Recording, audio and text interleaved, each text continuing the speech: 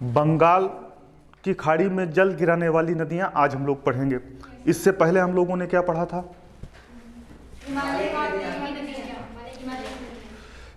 प्रायद्वीपीय नदियां और हिमालय की नदियां। अगर मैं आपसे सवाल पूछूं, ठीक है, कौन सी नदियां अपनी घाटी को गहरा कर रही हैं, अर्थात युवावस्था में? हिमालय की नदियां, ठीक है। और क्यों, ये मैं आपको बता चुका हूं। पुरानी नदियां कौन सी हैं? प्रायद्वीपीय पठार की या प्रायद्वीपीय भारत की जो नदियां हैं वो पुरानी नदियां हैं, जो अपनी घाटी को गहरा कर चुकी हैं, ठीक है, और एक कठोर संरचना पर प्रवाहित होती हैं। देखो, ये डॉट डॉट, ये हमारी जो है कर्क रेखा है। ये जो बना हुआ है बिंदु, ये झारखंड की राजधानी रांची है। रांची के पास से 3 नदियां निकलती हैं। कौन कौन सी? दामोदर नदी, उसके बाद स्वर्ण रेखा नदी, फिर वैतरणी और ब्राह्मणी। हुगली नदी,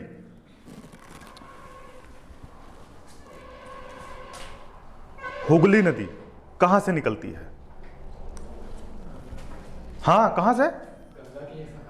गंगा की एक सहायक नदी नहीं कह सकते हैं, वितरिका कह सकते हैं, और अपने जल को बंगाल की खाड़ी में गिराती है। कोलकाता किस नदी के तट पर है? हुगली नदी के तट पर है। हम बना भी सकते हैं ऐसे, कोलकाता किस नदी के तट पे है? हुगली नदी के तट पे है। सबसे पहले हम पढ़ेंगे दामोदर नदी को। दामोदर नदी छोटा नागपुर पठार से निकलकर मतलब दामोदर नदी छोटा नागपुर पठार से निकलती है और अपनी भ्रंश घाटी में बहते हुए किस नदी में मिल जाती है? हुगली नदी में। दामोदर नदी डायरेक्ट अपना जल बंगाल की खाड़ी में ना गिराकर हुगली नदी की सहायता से गिराती है। दूसरी नदी कौन सी है? स्वर्ण रेखा नदी। स्वर्ण रेखा नदी कौन सी? स्वर्ण रेखा नदी झारखंड की राजधानी रांची के पास से निकलती है। कहां से निकलती है? झारखंड की राजधानी रांची के पास से निकलती है और 3 राज्यों में प्रवाहित होती है। कितने राज्यों में? 3 राज्यों में, झारखंड, पश्चिम बंगाल और उड़ीसा में प्रवाहित होते हुए उड़ीसा के तट पर अपना मुहाना बनाती है। हमको पता है जो छोटा नागपुर पठार है वो एक औद्योगिक क्षेत्र है। ये जो पूरा क्षेत्र है किसका क्षेत्र है? छोटा नागपुर पठार का। यह एक औद्योगिक क्षेत्र है और यहीं से स्वर्ण रेखा नदी निकलती है। तो यहाँ पे बड़ी बड़ी फैक्ट्रियाँ लगी हैं। इन फैक्ट्रियों से जो अपशिष्ट पदार्थ निकाला जाता है, बात समझे, वो गंदे नालों के जरिए, नहरों के जरिए किस में गिराया जाता है? स्वर्ण रेखा नदी में गिराया जाता है, जिस कारण स्वर्ण रेखा नदी बहुत प्रदूषित है और इसमें जलीय जीव जंतु नहीं पाए जाते हैं। स्वर्ण रेखा नदी को ही जैविक मरुस्थल कहा जाता है। बात समझ गए? उसके बाद वैतरणी नदी। वैतरणी नदी उड़ीसा के केओंझर पठार से निकलती है और उड़ीसा के तट पर अपना मुहाना बनाती है। उसके बाद ब्राह्मणी नदी। हम कह सकते हैं ब्राह्मणी नदी झारखंड की राजधानी रांची के पास से निकलती है और उड़ीसा के तट पर अपना मुहाना बनाती है। उसके बाद महानदी। कौन सी नदी? महानदी। महानदी उड़ीसा के दंडकारण्य पठार से निकलती है। बात समझ गए? और निकलती कहां से है? छत्तीसगढ़ के, ना कि उड़ीसा के, छत्तीसगढ़ के दंडकारण्य पठार से निकलती है और उड़ीसा के तट पर अपना मुहाना बनाती है। आपको पता है महानदी की जो घाटी है उसमें सबसे ज्यादा धान की खेती की जाती है। छत्तीसगढ़ में महानदी की जो घाटी है उसमें सबसे ज़्यादा किसकी खेती की जाती है, जिस कारण महानदी की घाटी को क्या कहा जाता है, धान का कटोरा। घाटी को भी और छत्तीसगढ़ को भी धान का कटोरा कहा जाता है। और महानदी डेल्टा बनाती है या नहीं बनाती है? महानदी एक ऐसी नदी है जो डेल्टा बनाती है। उसके बाद हम देखते हैं गोदावरी नदी को। गोदावरी नदी महाराष्ट्र में एक जगह है जिसका नाम है नासिक। नासिक के त्र्यंबक नामक स्थान से निकलती है। कौन सी नदी? गोदावरी। और 3 राज्यों में प्रवाहित होती है। कौन कौन से 3 राज्य? महाराष्ट्र, तेलंगाना, आंध्र प्रदेश। आंध्र प्रदेश में राजमुंदरी के पास, आंध्र प्रदेश में राजमुंदरी के पास अपना डेल्टा बनाती है। कौन सी नदी? गोदावरी। फिर गोदावरी की जो सहायक नदी है सबसे दक्षिणतम, ये कौन सी है? इंद्रावती। इंद्रावती जो नदी है ये कहां से निकलती है? छत्तीसगढ़ से निकलती है। कहां से निकलती है? छत्तीसगढ़ से निकलती है। कौन सी नदी? इंद्रावती। गोदावरी की सबसे दक्षिणतम सहायक नदी है। और इंद्रावती नदी पर ही छत्तीसगढ़ में एक जिला है जिसका नाम है बस्तर। बस्तर जिले में जगदल नामक गांव के पास, किस गांव के पास? जगदल नामक गांव के पास इस पर एक जलप्रपात बना हुआ है जिसका नाम है चित्रकूट जलप्रपात। इंद्रावती नदी पर जगदल नामक गांव के पास एक जलप्रपात बना हुआ है जिसका नाम है चित्रकूट जलप्रपात। और इसी चित्रकूट जलप्रपात को भारत का नियाग्रा जलप्रपात कहा जाता है। बात समझे? चित्रकूट जलप्रपात को क्या कहा जाता है? भारत का नियाग्रा जलप्रपात। अच्छा, एक और मैंने नियाग्रा जलप्रपात आपको पढ़ाया था, क्या आप बता सकते हैं मैंने आपको कौन सा पढ़ाया था? कि वो कहाँ है, किस देश में है? उत्तरी अमेरिका में। उत्तरी अमेरिका में जब ग्रेट लेक्स की झीलें मैं आपको पढ़ा रहा था, वहां पर मैंने आपको बताया था कि इरी और ओंटारियो के बीच में एक जलप्रपात बना हुआ है, ठीक है, जिसको नियाग्रा जलप्रपात कहा जाता है। और उससे जो बिजली उत्पन्न होती है उसका उपयोग 2 देश करते हैं। कौन कौन? अमेरिका और कनाडा।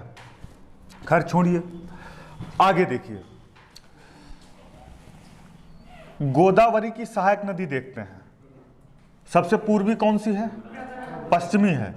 कौन से? प्रवरा, फिर पूर्णा, वेनगंगा, पेनगंगा, मंजीरा और इंद्रावती। अगर आपसे सवाल किया जाए कि गोदावरी की सबसे लंबी सहायक नदी तो कौन सी हो जाएगी? वेनगंगा। कौन सी हो जाएगी? वेनगंगा।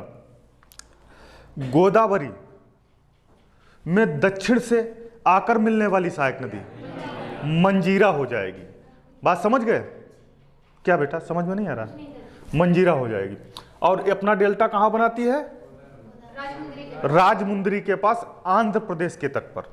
उसके बाद हम देखते हैं कृष्णा नदी को। हाँ, गोदावरी की लंबाई कितनी है? 1465 किलोमीटर। कितनी है? 1465 किलोमीटर। उसके बाद हम देखते हैं कृष्णा नदी को। कृष्णा नदी महाराष्ट्र के महाबलेश्वर चोटी से निकलती है और 4 राज्यों में प्रवाहित होती है। कितने राज्यों में? 4 राज्यों में प्रवाहित होते हुए किस नदी अपना डेल्टा किस देश में बनाती है? किस देश के तट पर बनाती है? आंध्र प्रदेश के तट पर बनाती है। आंध्र प्रदेश के तट पर विजयवाड़ा के पास अपना डेल्टा बनाती है। कौन सी नदी? कृष्णा नदी। 4 राज्यों में कौन कौन? महाराष्ट्र, कर्नाटक, तेलंगाना, आंध्र प्रदेश। और गोदावरी कृष्णा नदियों के डेल्टाओं के मध्य एक झील पाई जाती है। उसका क्या नाम है? कोलेरू झील। दूसरा नागार्जुन सागर बांध किस नदी पर बना हुआ है? अच्छा, हीराकुंड बांध किस नदी पर बना हुआ है? महानदी पर बना हुआ है। नागार्जुन सागर कृष्णा नदी पर। अच्छा, कृष्णा नदी की जो सहायक नदियां हैं, जब आप नोट्स बनाएंगे तो आप लिख लेंगे। कृष्णा नदी की सहायक नदियां घाटप्रभा, मालप्रभा, दूधगंगा, पंचगंगा, भीमा, कोयना, मूसी। और मूसी हैदराबाद में, हैदराबाद मूसी नदी के, मूसी नदी कृष्णा की सहायक नदी है और हैदराबाद मूसी नदी के तट पर बसा हुआ है। बात समझ में आई? उसके बाद हम देखते हैं पेन्नार नदी। कर्नाटक में आपने कोलार की खान का नाम सुना होगा। जो पेन्नार नदी है कर्नाटक के कोलार से निकलती है और बंगाल की खाड़ी में अपने जल को गिराती है। उसके बाद कृष्णा की सहायक नदी तो आपने बाकी पढ़ी हैं, मैंने कई सारी नदियां आपको बताई हैं, आप लिख लेंगे। उसके बाद दक्षिण से आकर मिलने वाली कौन सी नदी है?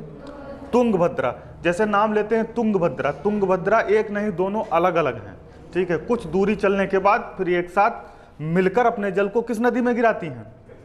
कृष्णा नदी में गिराती हैं। उसके बाद कर्नाटक से ब्रह्मगिरी पहाड़ी से कौन सी नदी निकलती है? कावेरी नदी यहां से निकलती है और बहते हुए कहां अपना जल गिराती है? बंगाल की खाड़ी में अपने जल को गिराती है।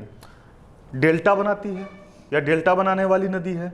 डेल्टा कितनी नदियां बनाती हैं जो बंगाल की खाड़ी में अपने जल को गिराती हैं? 1 2 3 4, ये भी आपको याद रखना है। दूसरा, इस नदी को हम वर्षवाहिनी नदी कह सकते हैं। क्या कह सकते हैं? वर्षवाहिनी, क्योंकि जो बंगाल की खाड़ी में उत्तरी पूर्वी मानसून होता है उससे इसमें शीतकाल में वर्षा होती है। बात समझ गए? इसलिए इसको हम वर्षवाहिनी भी कहते हैं। अब आप इसमें से कोई भी सवाल हो पूछ सकते हैं जो आपके समझ में दिमाग में आ रहा हो नदियों से संबंधित। इसकी आपको सहायक नदी पता है? किसकी? कावेरी की, जो परीक्षा में खूब पूछी जाती हैं। इधर लिख दें यहां पे, सिमसा, अर्कावती, हेमवती, अमरावती, कबिनी, भवानी, लक्ष्मण तीर्थ, लोक पावनी। क्या? लोक पावनी। ये सब किसकी सहायक नदियां हैं? कावेरी नदी की सहायक नदियां हैं और परीक्षा में भी खूब पूछी जाती हैं। बात समझ में आई नहीं? अब जैसे बनाओ बाद में, पहले बात सुन लो। इसको आप अच्छे से बना लीजिए, ठीक है। अच्छे से बना लीजिए और घर पे रिवीजन करिए। मालूम क्या, अभी जैसे जो लोग घर पे बैठे हैं, घर पे बैठकर मौज मस्ती कर रहे हैं, ठीक है, जैसे जैसे समय गुजर रहा है वैसे अभी वो सो रहे हैं और जैसे जैसे समय गुजरता जाएगा, जब 1-2 महीने बचेंगे तब वो क्या हो जाएंगे? जाग जाएंगे। फिर भी कुछ लोग नहीं जागते हैं, उनको जगाना पड़ता है, ठीक है, उनको जगाना पड़ता है। आएंगे, सर जी तैयारी करनी है। हाँ भैया, किसकी तैयारी करनी है? ठीक है बैठो। 1-2 महीने पढ़ेंगे, ठीक है, फिजिकल करेंगे, रेस करेंगे, खूब मेहनत करेंगे। क्या 1-2 महीने में सिलेक्शन हो जाएगा? ठीक है। वो क्या नाम, मोहित नहीं, अमखेरवा से जो आते हैं, पहले दिन आए थे, कितने जोश में थे, हमसे क्या कह रहे थे? कह रहे थे सर जी कोई भी छुट्टी नहीं होगी, अब डेली आएंगे। फिर 2 दिन नहीं आए बीच में, फिर कल आए थे, वो सर काम पड़ गया था, ठीक है। ये हमें नहीं करना है। हमें सबसे अच्छा जो क्लास में जैसे पंकज बैठे हैं, चाहे यहाँ पे 2 सवाल पढ़ाए जाएं या 10 सवाल पढ़ाए जाएं, ठीक है, आते हैं, कौन रोक लेगा इनको? अगर यही कांस्टेबल का रिजल्ट आ जाता, कौन रोक लेता इनको? कोई नहीं रोक पाता। बात समझ में आई? ये हम लोगों ने पढ़ा है बंगाल की खाड़ी में जल गिराने वाली नदियाँ। कल हम लोग पढ़ेंगे अरब सागर में जल गिराने वाली नदियाँ। अच्छा, इधर हम सबको पता है, इधर जो है बंगाल की खाड़ी होती है, इधर क्या होता है, अरब सागर होता है। हाँ, इधर बंगाल की खाड़ी है, इधर अच्छा, इधर जो है आपका कोरोमंडल तट है, इधर मालाबार तट है। किधर, इधर कोरोमंडल है, इधर अच्छा, इसका मतलब पढ़ रहे हो। अच्छा देखो, यहां से लेकर ये जो तट बोला जाता है इसको क्या बोलते हैं, क्या बोलते हैं, काठियावाड़ तट। फिर यहां से यहां तक कोंकण तट, फिर यहां से यहां तक कनारा तट, फिर ये वाला, चलो ठीक है खैर। फिर यहां से ये जो तट है इसको क्या बोलते हैं, और ये अच्छा, आंध्र प्रदेश और तमिलनाडु की सीमा पर कौन सी झील है, कौन सी है, पुलिकट झील, पक्का। कृष्णा और कावेरी नदियों के डेल्टाओं के मध्य कौन सी झील है, आप बताओ, ये बताओ। हाँ, डेल्टा, पुलिकट झील। इसे आप करो, इसे यहां से इसे मारेंगे, ठीक है, सही हो जाओगी भी, ठीक है। बताओ, मैंने क्या कहा है, डेल्टाओं के मध्य, दो नदियों के डेल्टाओं के मध्य पूछा है। और कौन कौन सी नदी, कृष्णा और कावेरी, नहीं, कृष्णा और गोदावरी, अच्छा सॉरी, कावेरी पूछा था, गोदावरी। हाँ, इधर देखो, उधर नहीं, कौन, कोले। चिल्का झील कहाँ है, उड़ीसा में। झीलें तो आपको अच्छे से पता होंगी, झीलें आपको अच्छे से पता है, सब कुछ आपने अच्छे से पता है। आते रहिए और पढ़ते रहिए, ठीक है। बात समझ में आई कि नहीं समझ में आई, आज के लिए इतना काफ़ी है।